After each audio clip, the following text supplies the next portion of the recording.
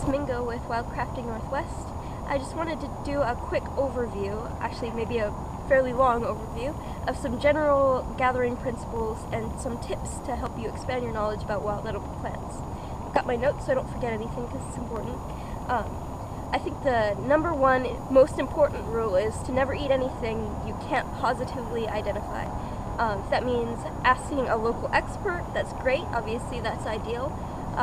It also can mean checking multiple sources, so if you've got maybe one field guide, it's better to go home and check the internet, other field guides, other books, and it's important not just for identification, but also edibility information and preparation. For example, you might have heard that pokeweed is edible, but if you don't have the full story, it's only edible after it's been cooked, and only certain portions are edible. So it's important to know the preparation as well. So yeah, check multiple field guides, books. Eventually I am hoping to do another video about different resources you can use, so you can look forward to that. But yeah, and also be careful when you're teaching other people. Obviously you're going to start learning more about this, and you're going to get excited and you're going to tell other people. But it's important that you tell them the full story as well, and to tell them not to just take your word for it. Tell them the same thing that I'm telling you, is to go and check multiple places if you can. So another important thing to do is when you first try something, it's a good idea to only try a little bit. Even if it is perfectly edible, you may be allergic, so it's always better to be on the safe side. Only try a little bit at first. The next important thing, principle, is to never take too much. So obviously, if a plant is rare, it's not a good idea to go harvest everything you see in sight. A good general rule of thumb is to not take more than 1/3.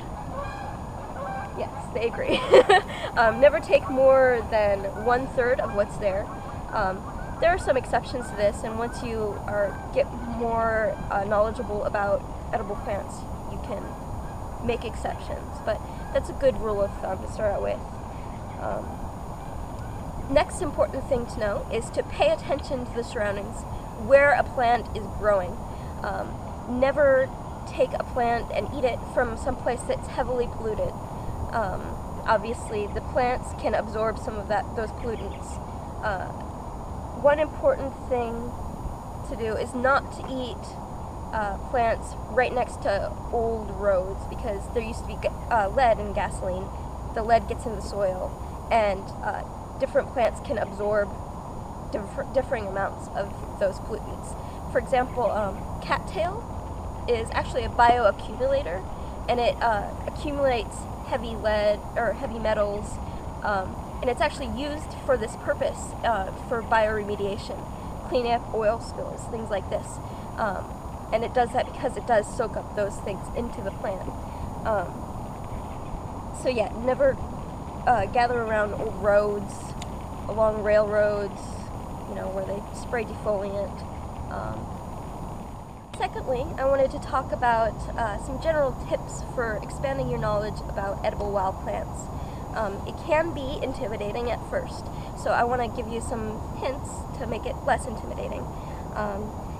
One good thing to do is know the right time of year to harvest what plant you're looking for. So a general rule of thumb is greens are going to be in the spring, are going to be best in the spring and most tender. Berries are going to be in the summer into the fall, and roots and rhizomes, underground parts, are going to be best in the late fall and winter, because that's where the plant is storing its energy to get through the winter. So that's one tip. Another thing that's useful is getting to know plant families. So instead of memorizing hundreds and hundreds of specific species, if you know that, all mints, or most mints, have square stems, or all mustard family has this type of flower, that's helpful to limit down instead of just memorizing plant by plant. And a good book that I would recommend is Thomas Eppel's Botany in a Day, and this goes over the plant families. It's very useful. So that's good for that. Another thing that is useful is learning the Latin names, because it can help you remember some things better. It also reduces confusion, because a good example is Queen Anne's lace. That's the common name, but that can refer to two things. It can refer to wild carrot, which is edible. It can also refer to poison hemlock, which is poison. So it's good to know the Latin names as well. Even if you don't memorize them, getting used to using them when you're doing your research is good.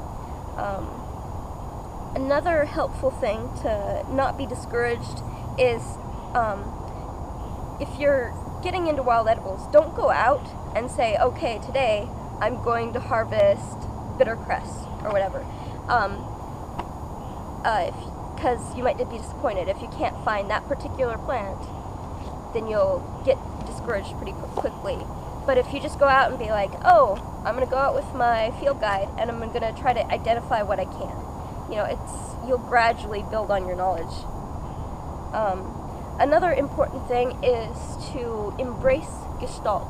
And gestalt, we won't go into it too much, but it's basically something that is more than the sum of its parts. So rather than just getting hung up on all the botanical terminology for things, eventually you learn how to just oh, I see that, I know what that is, without having to be oh, it's opposite. It's just a general feeling that you'll get eventually as you work more with plants. It's also good to know plants' preferred habitat. So, for example, if you are looking for a particular plant and it only grows in the desert, don't go looking for it in the rainforest. And the last thing I want to go over is what to bring with you, equipment. Depending on what you're looking for, bags or baskets. Bags are good for greens, baskets are fine for berries or whatever. A field guide or two. Sometimes a magnifying glass or jeweler's loupe is helpful for looking at things you maybe not be able to see easily. A spray bottle with water is useful, especially in the summer to keep greens fresh. Scissors or a knife. A trowel or a digging stick if you're going to dig for roots or tubers. Another important thing is a notebook, and this can really help you learn to look at different parts of a plant, because at first maybe you think, oh, all plants look the same to me, but once you start sitting down and sketching things, even if you're not a great artist, it's good to, it basically teaches you how to see and maybe look at things more carefully, notice things you wouldn't normally notice. I also keep a notebook for just the neighborhood about, oh, this plant is at this and this intersection or whatever, and that's useful for me.